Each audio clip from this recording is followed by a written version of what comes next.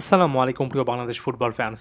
ভারতের মাটিতে বাংলাদেশ শেষ পর্যন্ত গোলশূন্য ড্র করেছে এবং এ মুহূর্তে যেহেতু অ্যাওয়ে ভেন্যুতে বাংলাদেশ খেলেছে এবং ফিফা র্যাঙ্কিংয়ে বাংলাদেশ এবং ভারতের অবস্থার প্রেক্ষিতে এই জিনিসটা আপনি বলতেই পারেন যে এটা একটা পজিটিভ রেজাল্ট। এখানে অতিরিক্ত সমালোচনা করার জায়গা হয়তোবা অনেকে খুঁজে পাবেন না, তবে যারা মাঠে ম্যাচটা দেখেছেন তারা সমালোচনা কিংবা আলোচনা যাই করুন না কেন, অন্তত এই জায়গায় একেবারে নির্দ্বিধায় মানতে বাধ্য হবেন যে কেন বাংলাদেশের ফুটবল প্রেমীরা বাফুফের কিংবা কাবরেরার অনেক সিদ্ধান্তের বিরুদ্ধে গিয়ে আসলে রীতিমতো প্রতিবাদ করছিল।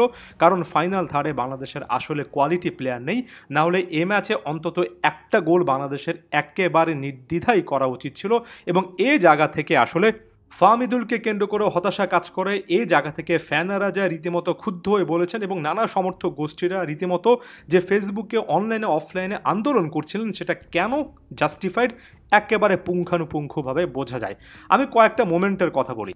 ম্যাচের একেবারে শুরুতে গোলকিপারের ভুল পাস থেকে একটা সুযোগ পেয়েছিলেন 20 নম্বর জার্সি পরিহিত জনি, বলটা তিনি পোস্টে রাখতে পারেননি। তার ঠিক কিছুক্ষণ পরে সম্ভবত 11তম মিনিটের সময় হৃদয় আরও একটা সুযোগ পেয়েছেন, যেটা ভারতীয় একজন ডিফেন্ডার গোল লাইন ক্লিয়ারেন্স করেছেন। এই দুটো সুযোগের মধ্যে একটা ইজিলি কিন্তু কাজে লাগানো যায়। তার ঠিক কিছুক্ষণ পরে 17-18তম মিনিটের সময় শাহরিয়ার ইমন একটা হেডের সুযোগ মিস করেছেন। তিনি যদি ওই সময় বলটা ছেড়েও দিতেন তপু বর্মন হেডে গোল করার একটা সুযোগ পেতেন। 40 থেকে 41তম মিনিটের মাথায় জনি আরও একবার গোলকিপারকে একা পেয়ে কেন এত দেরিতে সিদ্ধান্ত নিলেন শুধুমাত্র তিনি বলতে পারবেন। 60 থেকে 61 মিনিটের সময় ও জনি ঠিক একই রকম বা কাছাকাছি রকমের একটা ভুল করলেন। এরপরে 72 থেকে 73তম মিনিটের মাথায় প্রতিপক্ষ ডিফেন্ডার সন্দেশ জিঙ্গান এখানে একটা সুযোগ মিস করেছিলেন, একটা হেডের অ্যাটেম্প ছিল। এছাড়া ক্লিয়ার কাট অপরচুনিটি বাংলাদেশে বেশি তৈরি করেছে, কিন্তু আপনি যদি এত মিস করেন, একটা প্লেয়ারই যখন এত মিস করে তখন আসলে খেলায় থাকার কিংবা পূর্ণ পয়েন্ট গেম ক্লেম করার কোনো রকমের জায়গা থাকে না।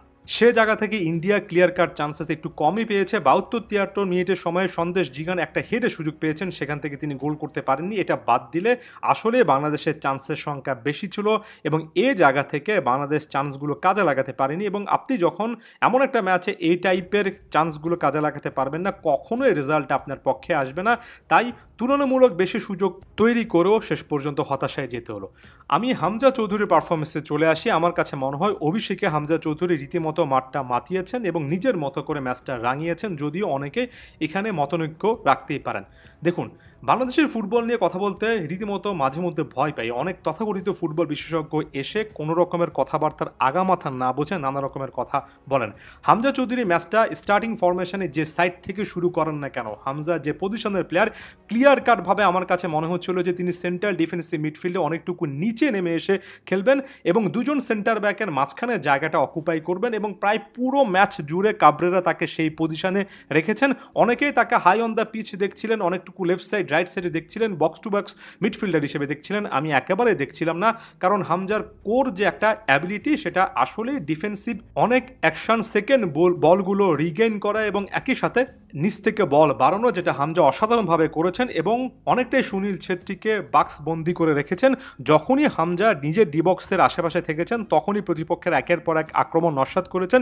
শেষের দিকে এসে হামজা একটু উপরের দিকে ওঠার চেষ্টা করেছেন, বাংলাদেশ একটু গতি পেয়েছে, তবে হামজা যখন উপরের দিকে উঠেছেন তখন কিন্তু পাল্টা আক্রমণে ভারতীয় ডিবক্সের আশেপাশে বেশ কয়েকটা হাফ চান্স কিংবা কিছুটা হলো মুভমেন্ট করতে পেরেছে, যে কারণে হামজা চৌধুরী চাইলেও খুব একটা বেশি সামনে মুভমেন্ট করতে পারেননি।